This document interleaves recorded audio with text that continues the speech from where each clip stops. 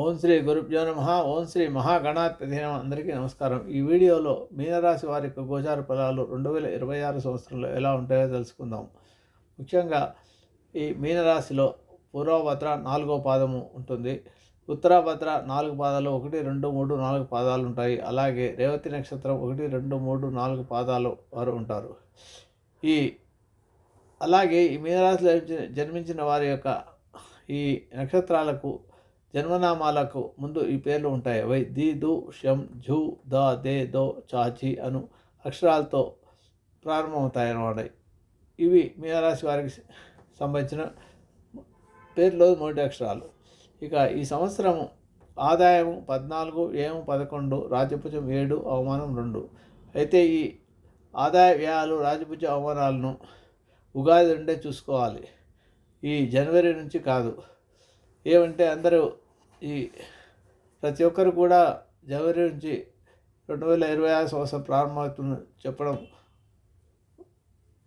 ఫలితాలు ఎలా ఉంటాయో చెప్పని అడగడం వల్ల ఇలా అందరూ కూడా 2026 ఫలితాలు చెప్తున్నారు. కాబట్టి నేను కూడా ఈ రకంగానే ఫలితాలు చెప్పడం జరుగుతుంది. కానీ ఈ ఆదాయ వ్యయాలు ఇవి మనము ఉగాది నుండి చూసుకోవాల్సి ఉంటుంది. ఇక ఈ రాశి వారి యొక్క ఫలితాలు ఎలా ఉంటాయో పరిశీలిస్తే, ఈ రాశి వారికి ధన, కుటుంబ, జీవన కారకుడైన గురువు ఈ సంవత్సరం 4వ రాశిలో జూన్ వరకు ఉంటాడు. తర్వాత 2026 2 జూన్ నుంచి 5వ ఇంట్లో 6వ ఇంట్లో సంచారం ఉంటుంది. కేతు అనుకూల సంచారం ఉంటుంది. ఇక పోతే జన్మశని వల్ల మీకు స్వవిషయంలో ధైర్యం తక్కువగా ఉంటుంది. ఏ పని చేయాలన్నా భయం అనేది ఉంటుంది. ధనాదాయంలో అనేక రకాలుగా చేతికి వచ్చిన మరుక్షణంలో మాయమవుతుంది డబ్బు. మీకు ఎంత ఆదాయం వచ్చినా కూడా అది అంతకు తగ్గట్టుగా ఖర్చు కూడా వచ్చి మీకు చేతిలో ఏం మిగలకుండా పోతుంది. భార్య లేక స్త్రీ మూలకంగా మీ జీవితం కొంత సహాయకారాలు ఏర్పడతాయి. శారీరకంగా నిరుత్సాహం ఉంటుంది, కొంత దిగులు, ముఖ్యంగా కొంత అనారోగ్య సమస్యలు కూడా ఉండడం వల్ల ఔషధాలు సేవించాల్సిన పని ఉంటుంది. నరఘోష ఎక్కువగా ఉంటుంది.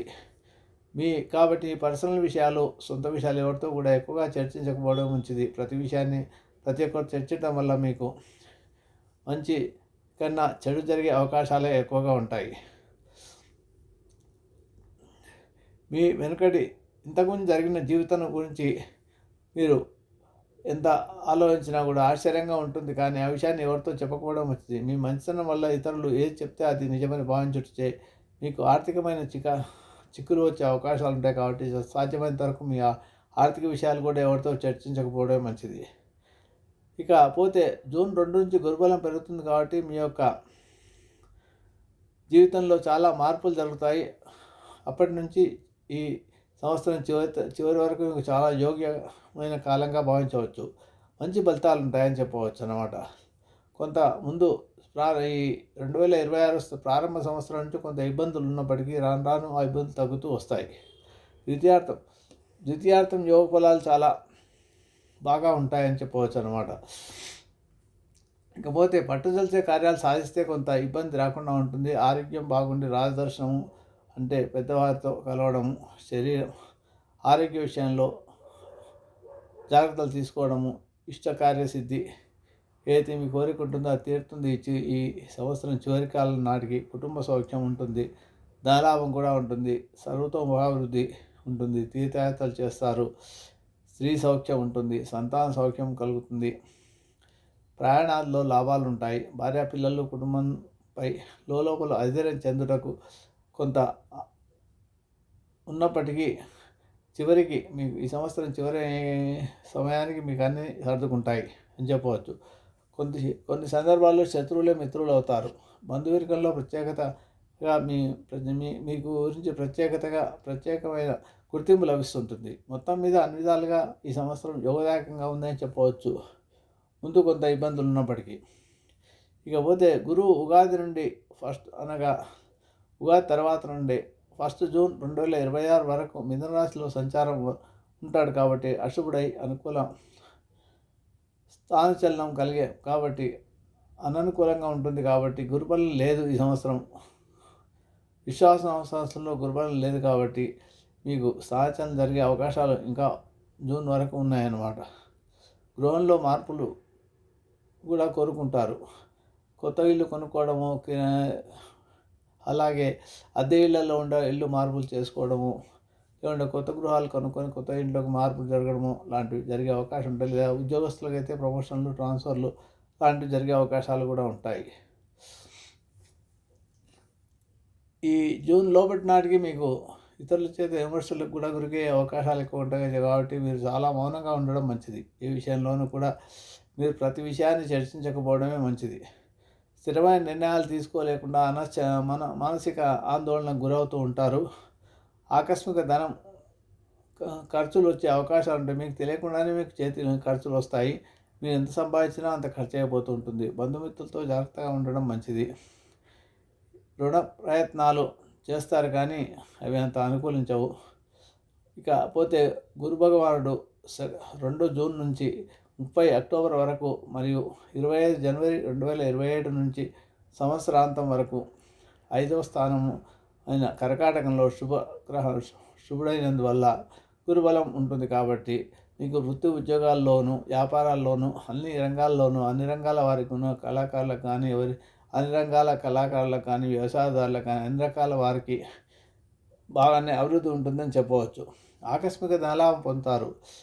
ఈ విషయాన్ని మీరు అనుభవంలోనే చూస్తారు. పిల్లలకు సంతోషం కలిగించే కార్యాలు చేస్తారు. శుభకార్యాలు ప్రయత్నాలు సులభంగా నెరవేరుతాయి. జూన్ తర్వాత గురుగ్రహం 31 అక్టోబర్ నుంచి 2026 నుండి 2024 జనవరి 2027 వరకు 6వ స్థానమైన అంటే ఇక్కడ సింహరాశి అవుతుంది. సాధారణ శుభుడైనందువలన ముఖ్యమైన వ్యక్తులను కలుస్తారు. 6వ స్థానం అంటే సర్వీస్ కూడా వృత్తికి సంబంధించిన అవుతుంది కాబట్టి ప్రమోషన్లు రావడం, ఆ సమయంలో ఎవరికైనా ఉద్యోగంలో ఇబ్బందులు తగ్గడం జరుగుతుంటుంది. రుణ ప్రయత్నాలు, అప్పులు కూడా దొరికే అవకాశం ఎక్కువగా ఉంటుంది. మీరు ఇంతవరకు చేసే ప్రయత్నాలు జూన్ కంటే ముందు చేసిన ప్రయత్నాలు అవి ఆ సమయంలో ఫలిస్తాయి అన్నమాట.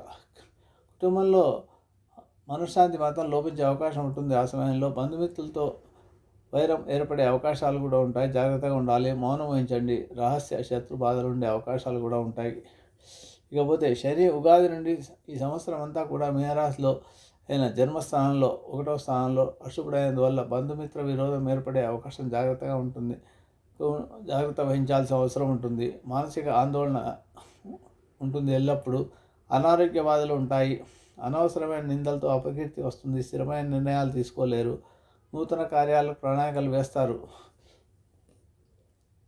ఇంకా శని మీనరాశి సంచారం కాబట్టి పురుషాంగాల్లో 12వ స్థానం కాబట్టి మానసిక ఆందోళన, నిద్ర లేకపోవడము, పాదాల యందు నొప్పులు ఇలాంటి ఇబ్బందులు ఉండే అవకాశాలు ఎక్కువగా ఉంటాయి. మెడిటేషన్ చేయడం వల్ల కొంత ఈ ఇబ్బందిని తగ్గించుకోవచ్చు. రాహు ఉగాది నుండి అనగా 5/12/2026 వరకు 5 డిసెంబర్ 2020 ఉగాది నుండి 2026 వరకు కుంభంలో 12వ స్థానమైన అశుభుడైనందువలన ఆకస్మిక ధన నష్టము ఉంటుంది కాబట్టి జాగ్రత్తగా అవసరం. ఈ విశ్వాస సంవత్సరంలో కూడా రావు ఇప్పటికే కుంభరాశిలో సంచారం జరుగుతుంది. ఈ సంచారము 5 డిసెంబర్ 2026 వరకు ఉంటుంది కాబట్టి ఇక్కడ అనవసరమైన ఖర్చులు, ఆర్థిక నష్టాలు, మీరు ఆలోచించి ధనాన్ని ఇన్వెస్ట్ చేయడం గురించి స్టాక్ మార్కెట్లో ట్రెజరీ మ్యూచువల్ ఫండ్స్ ఏమైనా చెప్పినప్పుడు జాగ్రత్త ఆలోచన చేయడం మంచి 1-2 సార్లు. కొన్ని ముఖ్యమైన కార్యాలను వాయిదా వేసుకోవడం మంచిది. స్వల్ప అనారోగ్య సమస్యలు కూడా ఉంటాయి. ముఖ్యంగా పాదాలు ఇబ్బంది పెట్టడం, హార్మోన్ సమస్యలు, నిద్రలేమి, మానసిక సమస్యలు ఉండే అవకాశాలు ఉంటాయి. వృధా ప్రయాణాలు చేస్తారు. స్థానచలనాలు సూచనలు కూడా ఉంటాయి. ఈ సమయంలో సన్నిహితులతో విరోధం ఏర్పడే అవకాశం కూడా ఉంటుంది. జూన్ 2 నుంచి గురుబలం పెరగడం వల్ల ఉపశమనం లభిస్తుంది మీకు.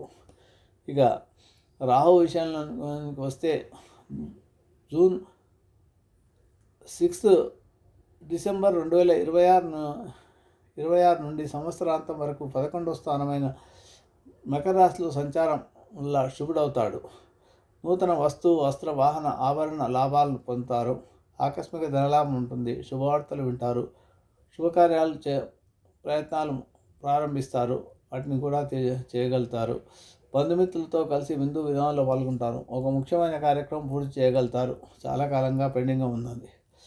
కేతు ఉగాది నుండి 5 డిసెంబర్ 2026 వరకు 6వ స్థానం శుభుడైనందువలన శుభకార్యాల ప్రయత్నాలు సులభంగా నెరవేరుతాయి.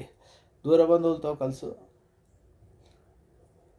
కలిసి ఉంటారు, తద్వారా లాభాలు ఉంటాయి. విదేశీయాన ప్రయత్నాలు సంపూర్ణంగా నెరవేర్చుకుంటారు. ఆకస్మిక ధనలాభం ఉంటుంది. అన్ని విషయాల్లోనూ విజయం సాధిస్తారు. ఇక కేతువు 6 డిసెంబర్ నుంచి 2026 డిసెంబర్ 6వ తారీఖు నుంచి 6వ తేదీ నుంచి సంవత్సరాంతం వరకు 5వ స్థానమైన సాధారణ శుభుడైనందువలన పట్టుదలతో కొన్ని కార్యక్రమాలు పూర్తి చేయగలుగుతారు. పిల్లల విషయంలో ముఖ్యంగా ఆరోగ్యం, విద్యా విషయాలు జాగ్రత్తగా ఉండడం మంచిది. వృత్తిరీత్యా గౌరవ మర్యాదలు పొందుతారు. కుటుంబ పరిస్థితులు సంతృప్తికరంగా ఉంటాయి. స్వల్ప అనారోగ్య బాధలు ఉంటాయి. ముఖ్యంగా గణపతి ఆరాధన మీకు మేలు చేస్తుంది. ప్రతిరోజు చేసుకోవడం వల్ల గణపతి కొబ్బరి నూనెతో దీపారాధన చేయండి. ఓం గం ఐం గణపతి నమః అనే మంత్రాన్ని ప్రతిరోజు 105 సార్లు జపం చేసుకోండి. దీనివల్ల మీకు ఉష్ణం తగ్గుతుంది. ఇంకా చేయగలిగిన వాళ్ళు ఉంటే సంకష్ట గణపతి వ్రతం చేసుకోండి, లేదా బుధవారం రోజు గణపతితో ఆరాధన చేయండి. ఈ సంవత్సరం ఉద్యోగులకు మంచి యోగంగా సంవత్సరంగా అనుకున్న పనులు సాధిస్తారు. మీ శ్రమకు తగ్గ ఫలితం లభిస్తుంది. అధికారుల మన్ననలు పొందుతారు. ప్రమోషన్లు, గృహలాభము, జీవన సౌఖ్యం ఉంటుంది. కేంద్ర రాష్ట్ర సెంట్రల్ గవర్నమెంట్, స్టేట్ గవర్నమెంట్ ఉద్యోగస్తులకు ఇంక్రిమెంట్లు లభించే అవకాశం ఉంటుంది. నిరుద్యోగులకు తప్పనిసరిగా ఉద్యోగాలు పొంది జీవితంలో స్థిరత్వం పొందగలుగుతారు. పర్మనెంట్ కాని వారికి పర్మనెంట్ అవుతుంది. కాంట్రాక్ట్ పనిచేయ వారికి స్థిరత్వం లభిస్తుంది. ప్రైవేట్ కంపెనీల్లో పనిచేయ వారికి యజమానులు మన్ననలు పొంది సర్వీసులో ప్రమోషన్లు పర్మనెంట్ జరగడం కానీ జరుగుతుంటుంది. ఈ తెలివితేటల వలన ప్రత్యేకమైన గుర్తింపు లభిస్తుంది. జీవితం సౌఖ్యంగా గడుస్తుంది. ఇక రాజకీయ నాయకులకు కూడా మంచి కాలం అని చెప్పవచ్చు. ఓ రకంగా ప్రజల్లో అభిమానం సంపాదించుకుంటారు. సేవా కార్యక్రమంలో పాల్గొనడం వల్ల మంచి పేరు ప్రతిష్టలు లభిస్తాయి. అధిష్టానం వారు వీరికి గుర్తించి వీరికి మంచి పదవులు కట్టబెట్టే అవకాశం కూడా ఉంటుంది. ఎన్నికల్లో పోటీ చేస్తే గెలవడానికి కూడా అవకాశం ఉంది. అధిక ధన వ్యయం మాత్రం తప్పదు. నమ్మిన వారి దగా చేసే అవకాశం ఉంటుంది కాబట్టి జాగ్రత్తగా ఉండడం మంచిది. శత్రువులు ఇబ్బంది పెట్టే అవకాశం ఉంటుంది. గురుబలం వల్ల జూన్ నుండి ఈ సంవత్సరం ఏలినాటి శని అంతగా బాధించదు ఈ మీనరాశి వారికి. ఖర్చులు మాత్రం అధికంగా ఉంటాయి. అన్ని రంగాల కళాకారులకు అనుకూల సంవత్సరం. పేరు ప్రఖ్యాతులు ఉంటాయి. మంచి విజయాలు లభించి జీవితంలో స్థిరత్వం పొందుతారు. నూతన అవకాశాలు లభిస్తాయి. అవార్డ్స్ లభించే అవకాశం ఉంది. గురుబలం బాగుంది. కొత్త గృహాలు నిర్మించుకునే అవకాశం కూడా ఉంది. వ్యాపారస్తులకు కూడా చాలా మంచి యోగకాలం అని చెప్పొచ్చు. జూన్ నుండి పట్టిందల్లా బంగారమా అన్నట్లుగా ఉంటుంది.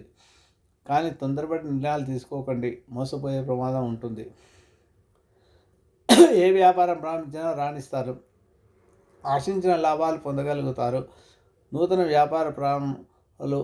కొత్త వ్యాపారాలు ప్రారంభిస్తారు ఈ సంవత్సరం జూన్ తర్వాత. స్థిరాస్తులు ఏర్పరచుకుంటారు. హోల్సేల్ లేదా రిటైల్ వ్యాపారాలకు అనుకూలంగా ఉంటుంది. బంగారం, వెండి, ఇనుము, ఇటుక, ఇసుక, సిమెంటు, కంకర, బిల్డింగ్ మెటీరియల్స్ వారికి మంచి లాభాలు ఉంటాయి ఈ సంవత్సరం. కాంట్రాక్టుదారులకు సరైన సమయంలో బిల్స్ వచ్చే లాభాలు, నూతన కాంట్రాక్టులు లభిస్తాయి. సరుకు నిల్వ చేయ వాళ్లకు విశేషమైన లాభాలు ఉంటాయి. రైస్ మిల్లర్స్ కష్టాలు మాత్రం తప్పవు. ఏలినాటి శని వల్ల ఇబ్బందులు ఉంటాయి.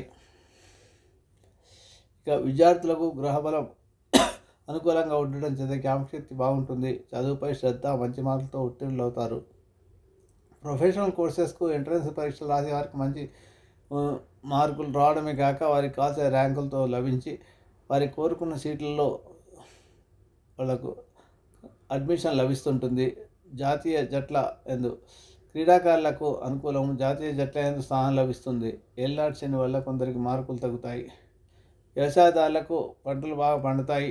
ఈ సంవత్సరం అన్ని రకాల పాత బాకీలను తెచ్చుకోగలిగే పరిస్థితి ఉంటుంది. గృహంలో శుభకార్యాలు చేస్తారు. కౌలుదారులకు కూడా చాలా బాగుంటుందని చెప్పవచ్చు. చేపలు, రొయ్యలు, చెరువులు చేయవారికి గత సంవత్సరం కంటే ఈ సంవత్సరం చాలా బాగుంటుంది. కోళ్ళ వ్యాపారం లాభిస్తుంది. ఇక స్త్రీలకు బాగుంటుంది. అందరికీ ప్రియులవుతారు. కుటుంబంలో సఖ్యత, భార్యాభర్తల మధ్య అన్యోన్యత, సంతాన సౌఖ్యం, తీర్థయాత్రలు చేయడము, దూర ప్రయాణాలు చేయడం కలిసి వస్తుంది. కొత్త వస్తువులు, కొత్త స్థిరాస్తులు ఏర్పరచుకుంటారు. రక్త సంబంధమైన వ్యాధులు వచ్చే అవకాశం ఉంటాయి కాబట్టి జాగ్రత్తగా ఉండడం అవసరము. వివాహం కాని వారికి వివాహం కళ్యాణం ప్రాప్తి లభిస్తుంది. ఈ సంవత్సరము గర్భిణీ స్త్రీలకు ఫ్రీ డెలివరీ జరుగుతుంది. పుత్ర సంతాన ప్రాప్తి కలుగుతుంది. గతంలో విడిగా ఉన్న భార్యాభర్తలు తిరిగి మళ్ళీ కలవడానికి ఈ సంవత్సరం అనుకూలమైన సంవత్సరంగా చెప్పవచ్చు. విలువైన వస్తువులు పోగొట్టుకునే అవకాశం కూడా ఉంటుంది కాబట్టి జాగ్రత్త. ప్రయాణాల్లో కుటుంబ సౌఖ్యం ఉంటుంది. మొత్తం మీద ఈ రాశి వారికి ఆధ్యాత్మిక సంవత్సరంగా చాలా మార్పులు కలిసి వస్తాయి. కష్టంతో సంవత్సరం ప్రారంభమైన సంవత్సరం చివరికి వచ్చేటప్పటికి చాలా అలా అనుకూల సంవత్సరంగా మీ అనుభవానికి వస్తుంది. చాలా కాలంగా పరిష్కారం కాని సమస్యలన్నీ కూడా ఈ సంవత్సరంలో చివరి వరకు పరిష్కారం అవుతాయి. కొలికి వస్తాయి. ఒక రకంగా యోగదాయకమైన సంవత్సరం అని చెప్పవచ్చు. మీ పనికి తగ్గ గుర్తింపు లభిస్తుంది. తెలివితేటలు సద్వినియోగపడతాయి. ఉత్సాహంగా ఉల్లాసంగా ఈ సంవత్సరం అంతా గడుపుతారు. గత సంవత్సరం కంటే అనుకూలం సమయంగా మీ అనుభవంలోకి వస్తుంది కాబట్టి దైవబలం గురుబలం ఉండడం వల్ల శని ప్రభావం అంతగా ఇబ్బంది పెట్టదు. ఈ సంవత్సరం మీపై ఈర్ష్య అసూయ నరఘోష అధికంగా ఉండటం చేత శని కుజ కేతు గ్రహాల ఆరాధన, ముఖ్యంగా గణపతి ఆరాధన మీ పిల్లల భవిష్యత్తు సరైన దారిలో ఉండడానికి సహాయపడుతుంది. రుద్రాభిషేకం చేసుకోండి. వీలైనప్పుడు నవగ్రహాల ప్రేక్షణ కూడా చేయండి. దేవాలయానికి వెళ్ళినప్పుడు తప్పకుండా శ్రీశైల క్షేత్రదర్శనం చేసుకోవడం వల్ల, మెడిటేషన్ చేయడం వల్ల, యోగా చేయడం వల్ల మీకు ఇబ్బందులు తగ్గుతాయి. ఉపశమనం లభిస్తుంది. శుభమస్తు.